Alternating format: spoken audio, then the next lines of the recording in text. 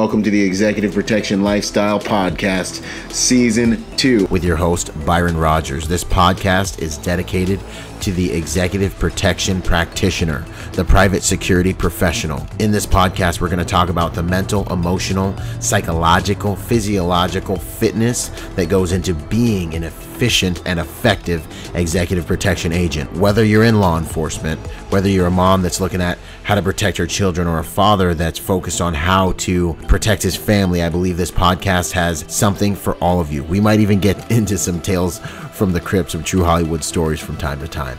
I'm doing this podcast because I feel the reality of this job is simple. If you really want to be good at executive protection, it's more than just a job. It really is a lifestyle. And those of you who've been in the game for any serious amount of time, you already know what I'm saying is true. So if that sounds interesting to you, enjoy the show. Out. Boom! Yo, what's going on, you guys? Byron Rogers here for another episode of the Protector Podcast. Check it out. I've got with me Shooter Rughi. How you doing, brother? I'm doing good, man. How are you? I'm good, dude. So for many of y'all who haven't put two and two together yet, this is the guy. I should actually take that back. This is the Marine. I'm gonna get my 2 points for this. Yo, this is the Marine that snatched that rifle away from peaceful protester who was vandalizing the police car and took a rifle out of the police car. We'll throw in the clip. And man, I'm so glad we're able to catch up because this is essentially what the Protector Nation's about. It's about being willing, capable, and prepared enough to bring on-scene accountability to mayhem, disruption, kinetic, dynamic violence in your environment. So, yeah, man, I just want to commend you on that and say thanks for joining us, dude. Yeah, I absolutely appreciate it. Thank you for the opportunity. It's, it's great. There's just so much going on. My brain's scattered all the time, so I apologize if I'm a little, left and right on it, but decided to sit down here and talk with you. Heck yeah, man. Nah, no worries, bro. I got all the dyslexic, TBI, they're used to it, man. We're two grunts, bro. So, yeah, man, one of the questions I like to ask in the beginning of the podcast is a little deep, but it helps everyone understand the man behind the work. Who are you at your core? Yeah, a little deep, dude. That's literally the deep. That's the point to everything. That's the right? Laurentian abyss. There he is. There's some depth right there. That's what's up. I always felt like there are certain keywords that every individual hears about themselves from others throughout their entire life. And whenever I'm helping an instructor, I have an assistant instructor or something like that. That's usually the keywords I ask them for to so I can make that introduction. And a lot of people through my life have used the words easily approached, comfortable to talk to when they get there, down to earth, intuitive, and some say sensitive. And it took me some maturing to understand that, they didn't mean I was crying in my in the movie theater or something. It meant that I was able to read and pick up on little things and understand when, something was wrong or something was about to happen. And I try to put that forward in my firearms instruction as well as in my job. And that's, I obviously had to use that on Saturday.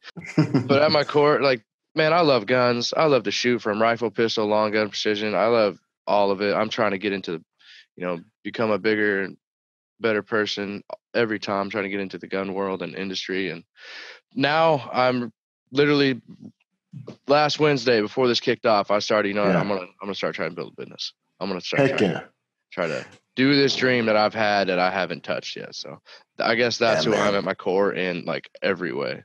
Yeah, no, that's what's up, dude. That's kind of the name of the game, man. I don't know, for me, I came up in the private security game, and I found myself just being all right, I can do this pretty good, but how can I make more of a contribution? And then also that was sparked by, this is kind of painful being jerked around all the time because I have to go where the money is and not being able to be with my family. Yeah. And so it was this whole, I got to find freedom, dude. I gotta figure out how to create a life that I want to I don't know. They can give me what I want out of this 10 minutes we got till we die. You know what I mean? Yeah. So I agree. And out of that 10 minutes till we die, I have like 0.0001 of a second that's giving me an opportunity to do something. Heck yeah.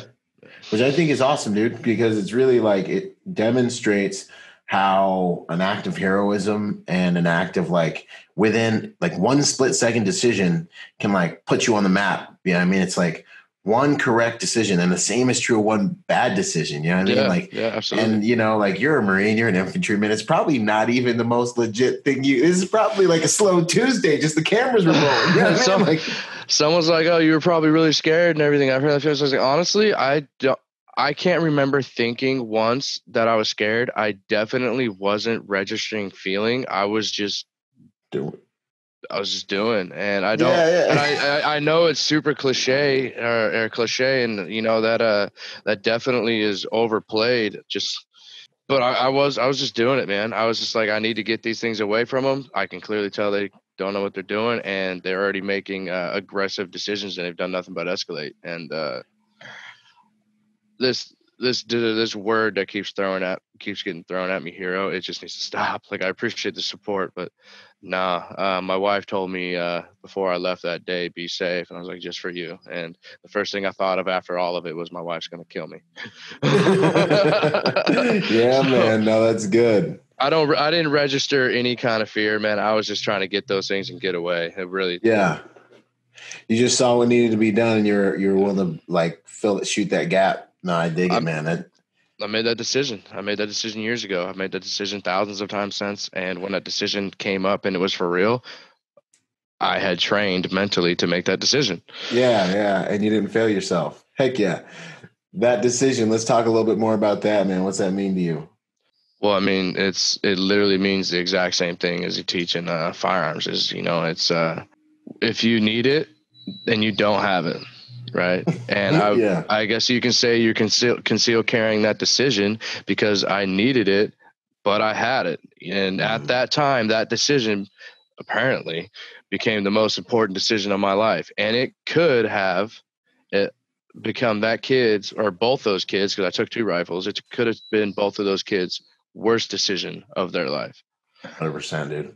I'm sitting here minding my business. The world's burning, right? Mike Pannone hits me up and on a text message. And we talk all the time, you know what I mean? But like, this was one of those like, yo, I haven't seen this. So Mike Pannone sends me a text and he's like, yo, bro. And he basically is like, this dude was there to work. He's like, this other dude he was like, you can just tell. Essentially what he's saying is you can tell the difference between trained humans and untrained humans. And one of you was operating up here in terms of intensity, efficiency, and all these things. And the other one was just like, kind of like, just, I don't even know what the word is, bubbling the rifle in his hand. I guess nasty. I feel bad for saying this. I'm not quite sure who that is.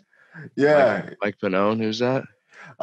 He is like, he's got a lot of nicknames, but he's a Delta Force operator who went to Delta Force from Marine Corps reconnaissance.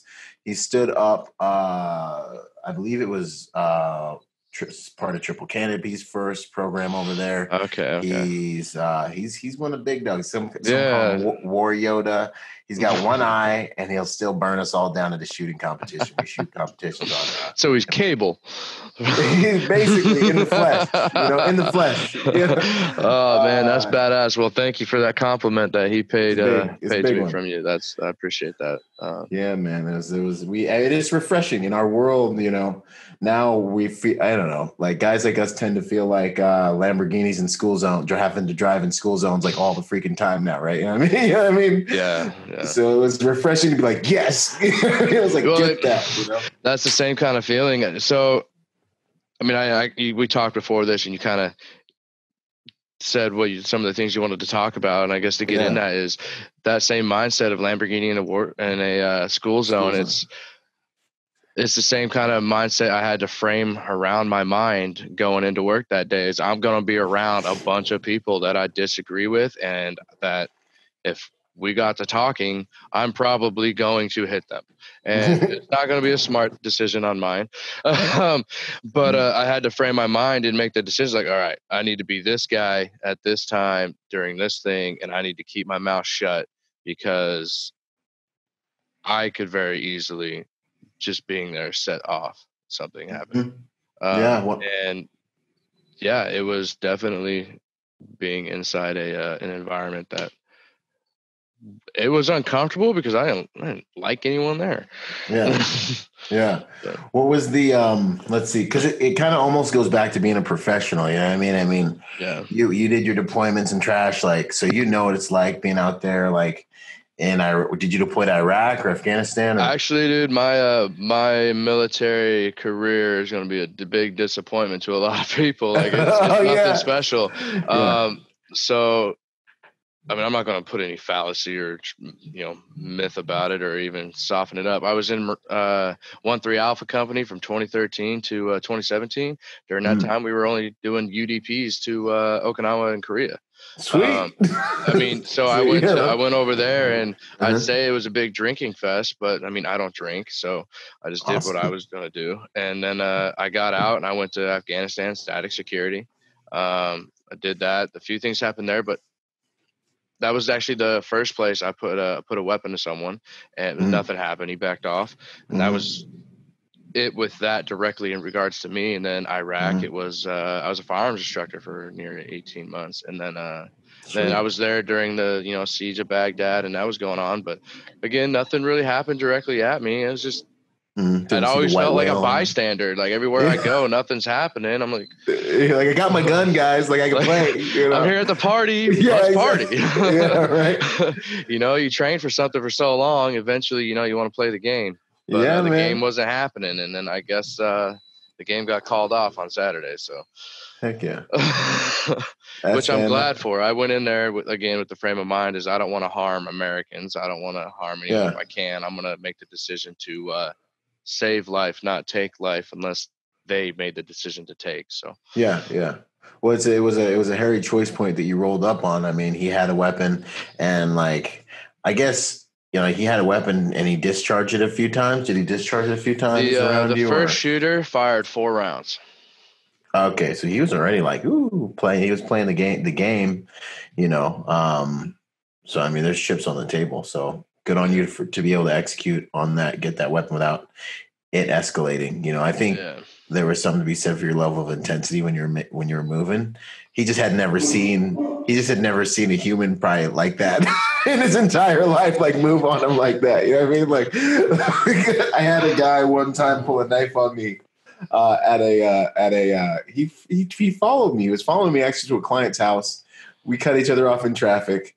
I stopped. I'm in Orange County, California, Dana Point. I mean, it's like we call it the orange curtain over here. It's like not even real, right? Yeah. I pull into the parking lot in Gelson. It's kind of a public area for my own protection. Dude gets out with a K-bar, starts walking towards me. So, Semper Fi. At least he picked a good knife. Yeah. At least he had a decent. I'm like, just got out of the Marine Corps. I just got done with my deployment. It's like, I think I'm like 23 or 4. Wrong time to mess with me. There's like no higher level adult judgment yet. All I know is I ain't been able to eat meat for a long time. I get out of the car and I got back in the car and he just turned around and ran off. And my girlfriend at the time was like, I think he just didn't know men like you still existed. Like he looked at you like he never seen anybody. He just didn't think people like you existed anymore. Funny thing, in direct relation to that, I was actually out again the other day, and I had to really cover up. Because now my face is apparently everywhere. Like I've had people hit me up from all over the world. It's crazy. But my brothers took off early from work to come out and basically run security for me as I'm running security for my news team. Mm-hmm. And I was working with a different team, and this reporter, very professional, great hard worker, but she's like, how can you just be that aggressive and mean and everything? I was like, do you want me to show you? Like, it's always there. You want me to show you? And she's like, I mean, I guess. So I just yelled like right in her face, and she she looked like she just put her face up to a fan, and she's like, oh, whoa. And then I was like, you good? Like, are you all right? And she's like, how are you smiling right now? She just couldn't get it.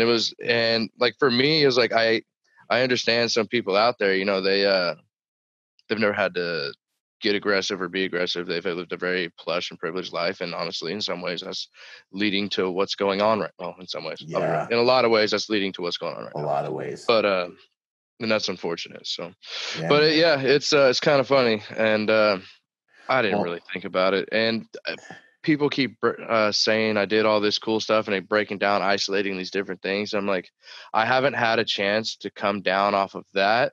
Then this flood of media and everything going on that's literally catapulting me into the dreams that I was trying to make happen anyways.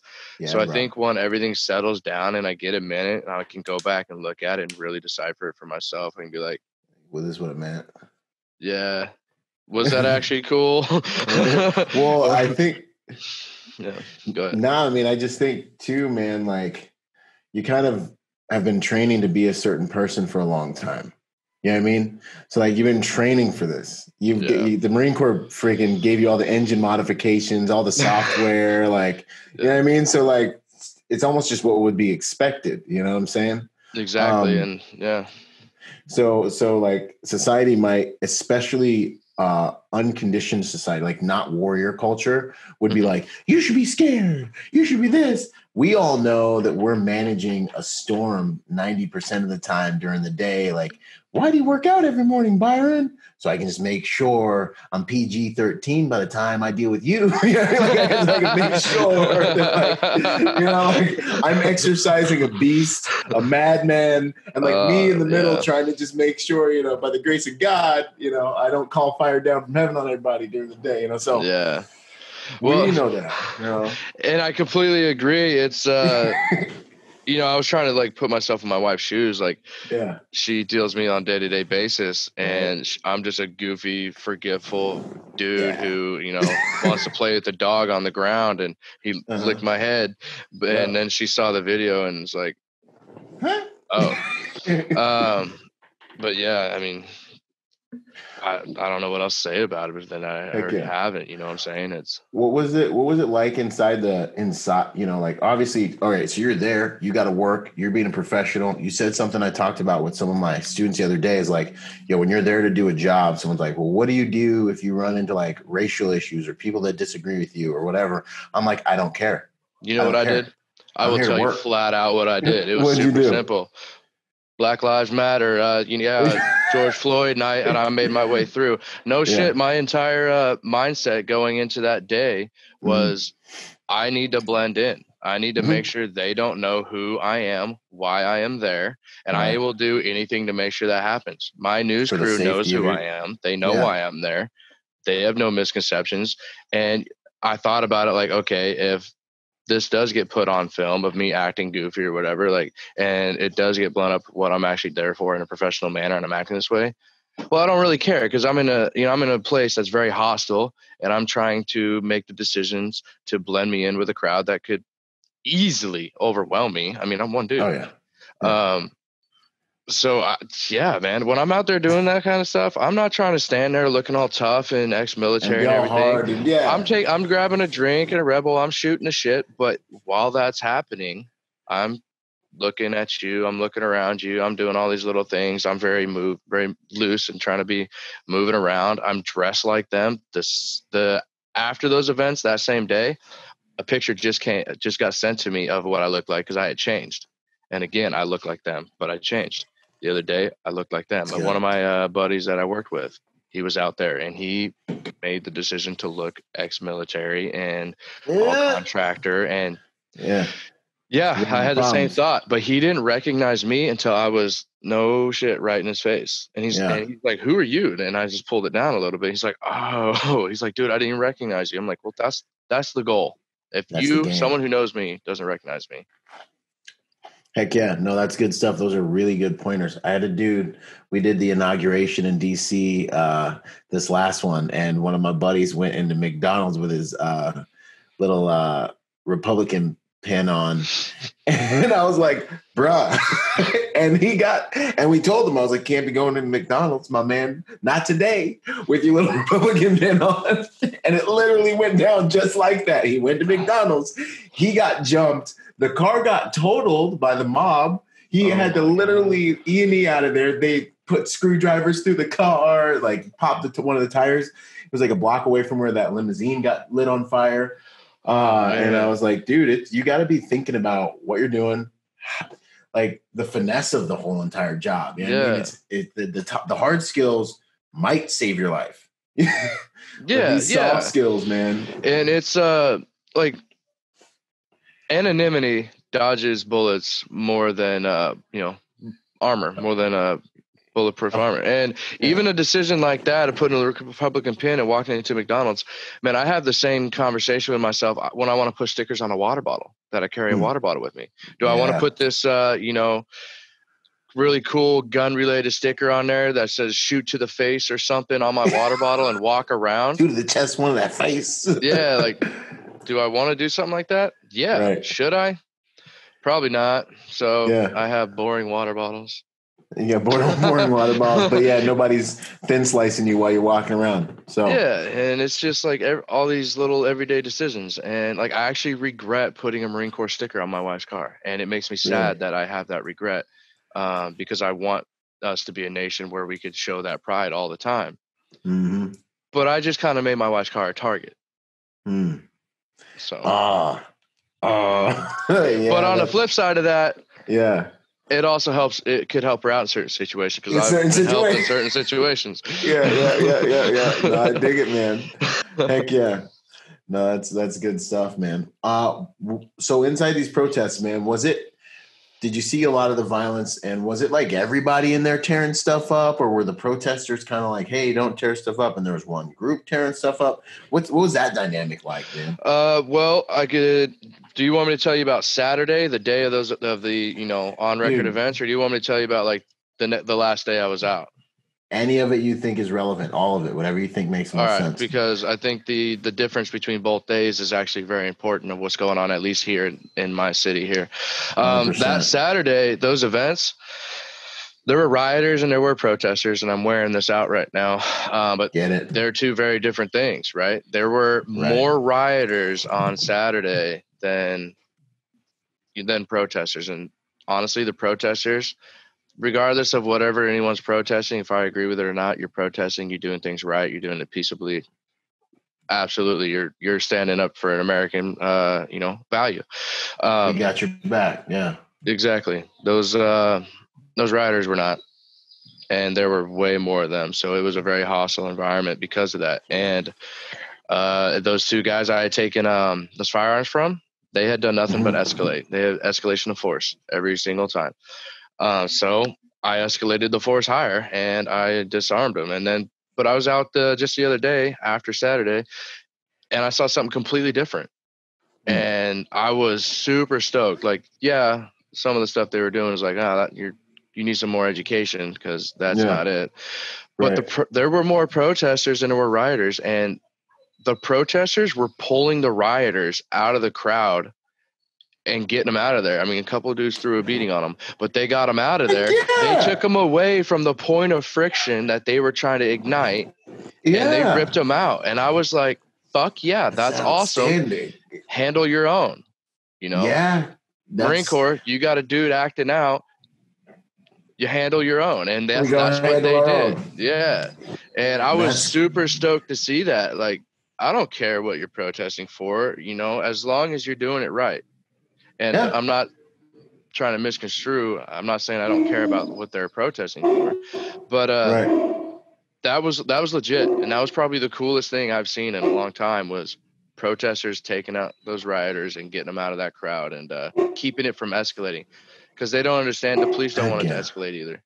This is cool because that's what I'm hoping for, man. Because I see the things that are happening with these protests / riots, and I'm seeing the damage being done to Americans, and it's like, really, guys? Like, if you're American, like, you can't allow someone else to destroy our nation and our country and have it be condoned. You know what I mean? It's like, this is home. It's sad. It's really sad. And it's really heartbreaking. And that's again, another thing I framed in my mind is these are Americans, regardless of what they're doing. And I don't want to take American life. I value all life, but American life, I'm an American, you know? Yeah. And honestly, I think a lot of those rioters and looters and active shooters, they gave up. They threw away a lot of those rights and privileges that we in this country have. And I guarantee you, probably 95% of them have never, ever left this country to see what else is out there and to realize. Yeah, no, and that's the thing, dude. I was blasted on a video with that last night. I was like, 90% of these people don't even realize that being born here, they're in the 80th percent of the richest people on the planet. Like, you hit the lottery. You hit the second lottery. Being born is a lottery. Being born in America is a lottery. And then on top of that, they probably don't even have 6% of Americans have passports. These cats don't even know how bad the rest of the world is. And I know. Like, I'm sitting there like, have you ever seen anarchy? Because we've been to countries where it literally is anarchy. They live there though. And that's the thing, that it's not anarchy, but that's how they live. And it's crazy because when those here that say, oh yeah, I want the apocalypse to happen, I want all this stuff to happen because then, shit's on, and like, all right. And they watch Lost. Have you ever been to a country where what you call an apocalypse is their day-to-day life? Right. Here's your reality check. Literally.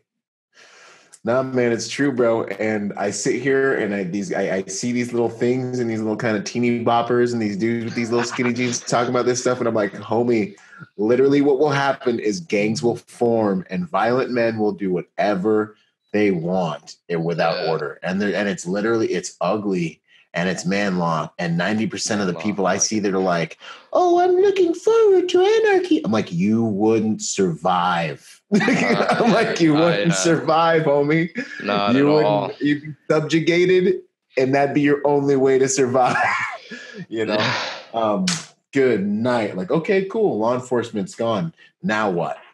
Now guys like us that know how to fight form gangs and really literally run everything. There's no justice. It's not the way people want it to be, man. So one of the main things that I was kind of really looking forward to was hearing that the protesters are actually policing their own. And that was that day. Not yesterday, day before that. That's what was happening, and I couldn't tell you as to what's happening now or what happened between. I was supposed to be out there yesterday to work, and I told them, like, look, I'm trying to balance work and opportunity here, and right now I gave into work the day prior, and now I got to give into some opportunity right now. So, what's up? Well, yeah, and that's just because of the one event that this happened. If not, I would be out there every single day right now. Right. And if I had my way, not a single person would know. No, that's what's up. No. I dig it, man. So what would you say about, this whole Antifa thing, man? Because I'm sitting here, I haven't been to any of the protests yet. I'm thinking about rolling down to one just to observe things, because I'm leaning on, like, is this an insurgency?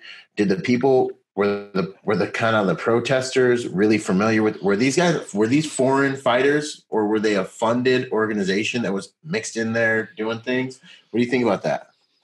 I don't want to say anything that I do not have any education on, because I believe that those who are speaking on something that they don't have any education on shouldn't be speaking. And right now with this question, I'm in that position. I have my own observations of what I saw, but what I saw is, isolated to my own little scope of vision in the world. Yeah. But I will say that Antifa being a thing at all within our country is a problem. And on both sides of the fence should be remedied. Yeah. And I will say that Antifa's their way to achieve their goals, being violent and trying to push their political agenda violently. Well, what does that fall under? That falls directly under the definition of terrorism. A terrorist organization, right? I'm sorry. You know what? Screw that. I'm not even sorry. They did that. They said, this is our agenda. We're going to act violently. Yeah. We're going to do whatever we can to achieve that agenda, even if it's violence. And we're going to pick violence as our means. Okay, well, let's just go ahead and write up your slip. And we're gonna punch your card when that time comes. That's what's gonna happen. Yeah, that's mad terroristy, man. It's real terroristy to me. Yeah, and it's another sad thing. It's like, this is our country, man. Like, why would you want to do that? The things you're doing to your own city, the things you want done, the organization that you're doing across the country. I mean, that's kind of easy these days, social media and the ability to connect and communicate. It makes things super easy, and I would never want to infringe on that, and I don't think we should. But let's put a little more thought behind what we're doing, guys, and just knock it the fuck off. Yeah, 100%, think before you do something. I thought before I went into work on Saturday. Made a decision before you even got there. And, I guess one of the things I just want to point out kind of as we wind this thing down, man, is just, what you did as a private citizen, what you did as just being who you are, you know what I mean? That's what I really want to try to contribute and help a lot of Americans train and understand how to do. You know what I mean? Like, I want Americans to be able to bring that on-scene accountability. Like the church shooting we had, was it last year at the end of the year, man? That was another great example of a protector, dude, just like showing up when he was needed. Absolutely 100% a badass move he made, right? And the thing that was different, and I thought about this the other day a little bit, the thing that was different between my situation and his shooter was shooting at people. My first shooter was shooting at vehicles, and then when I got to him, he was messing with the weapon, trying to figure something out.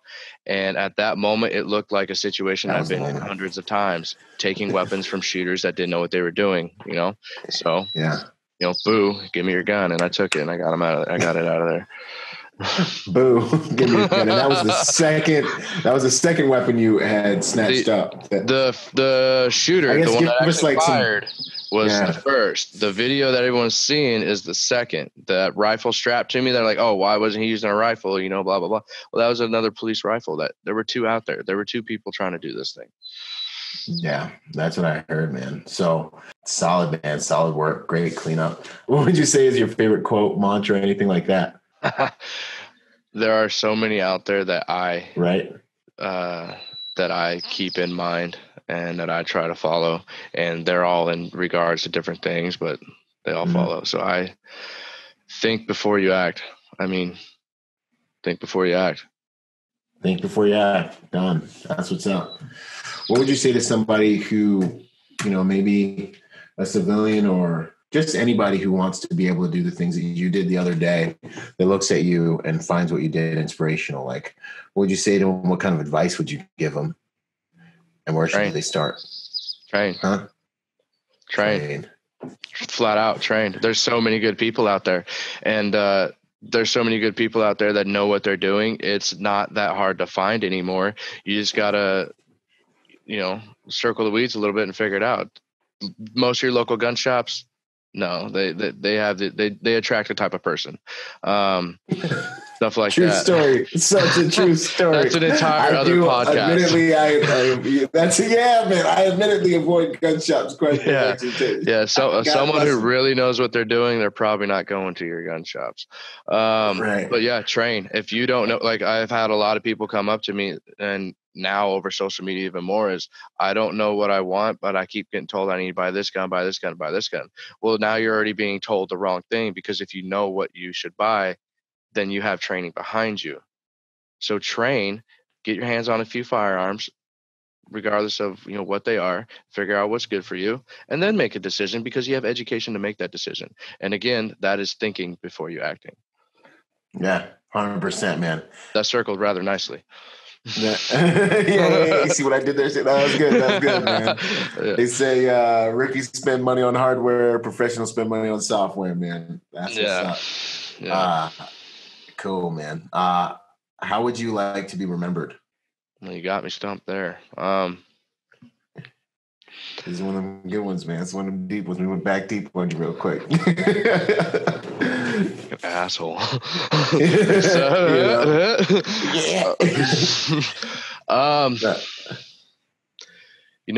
My father is an amazing man, and he's contracting right now. He's over in Pakistan working right now, and he's been contracting for near 20 years. And through all that he's been through, Iraq and everything, he's got more time in that country than people have in the military, and they have a career in the military. Right. Wow. But he has to be one of the fucking toughest dudes out there. But he never misses an opportunity to tell me he loves me. He never misses an opportunity to hug me. And he's still a tender, loving father. I would like to be like that. That'd definitely be a worthy thing to be remembered by. Heck yeah. That's what's up, man. Yeah, no, I think it's healthy masculinity, dude. Yeah. You know, there's a lot of bad examples out there like macho and tough guy BS. And I think as we evolve as men, we generally see that the guys that are acting tough are usually the weakest, the scaredest. Yeah, because it's kind of funny. You're like, oh, you're uptight. And where does the true power come from? The true power comes from, the Jedi would hate this. It comes from passion in what you're doing, because that passion drives that will to accomplish that action. And, that's just the balance. And I'm a super nerd, but that's the balance of the Force.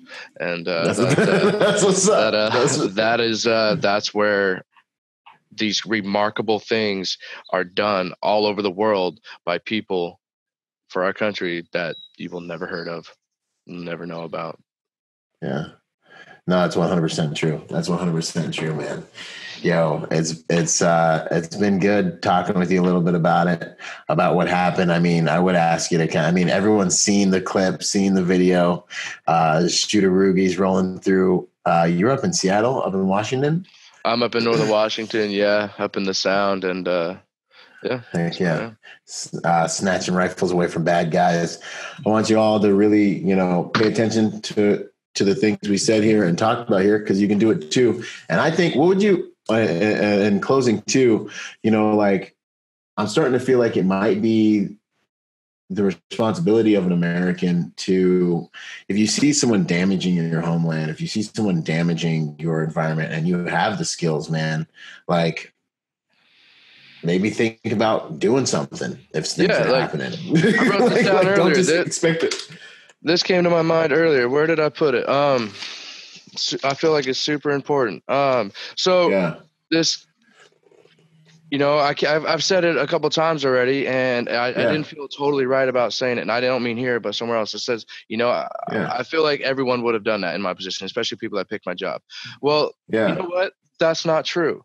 I think that I feel like everyone should do that in that position is what I think. I think everyone should do that in that position. I feel like everyone should, but I know not everyone would. And that difference between the two, that is the gap we need to bridge.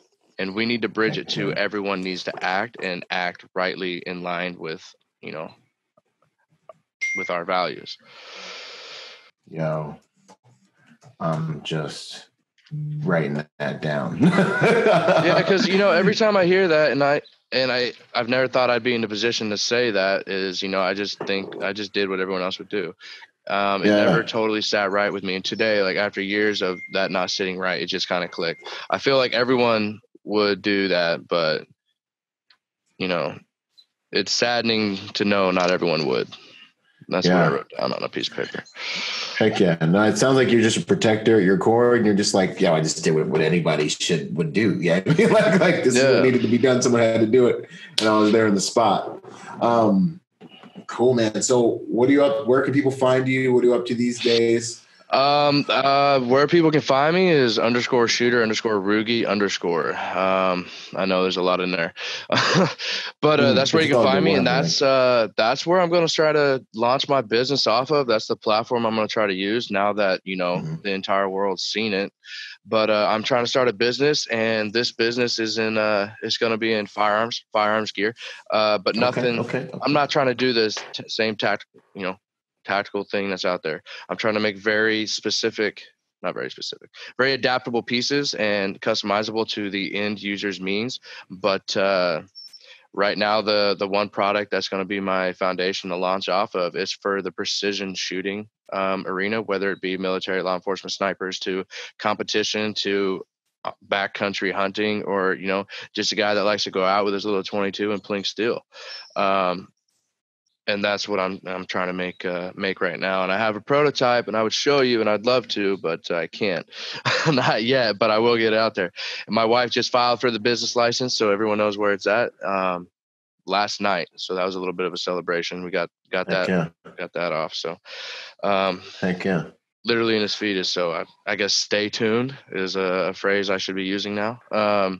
It will be getting done as soon and as fast as possible. And I can't do anything but feel appreciated and overwhelmed with the help that's coming my way now. It's really undeserved. Well, you know, you had to be the man to be the. So I have this saying: you got to be the man to be the man. You know what I'm saying? So, you know, there's an opportunity. The abyss opens up. Everyone's not doing anything. Yeah. You get this opportunity, but you were the man who answered the call, who did the thing. To us, you know, it is what it is. But you had to be the man to be the man. You know what I'm saying? So it's your time. You know what I mean? Yeah. So Can't argue with that at all, I guess. Heck yeah. No, good job, bro. Straight up representing for the Marine Corps and for every other demographic you're a part of, man. So I'm glad we're connected, and hopefully we'll do some more hood rat stuff around here. And we definitely need to connect and link up sometime, and do some fun stuff. Yeah, man. Heck yeah. All right, Shooter. Thank you so much for your time, brother. It's an absolute honor. Look him up, y'all. And there's going to be more stuff coming down range. I'll see y'all in the next episode. Out. Boom. Yo, if you're a private security professional wanting to take your game to the next level, go to executiveprotectiontrainingday.com to check out my personal success package for private security professionals. Check it out, executiveprotectiontrainingday.com. And remember, y'all, hard skills do save lives, but soft skills get you paid. Boom.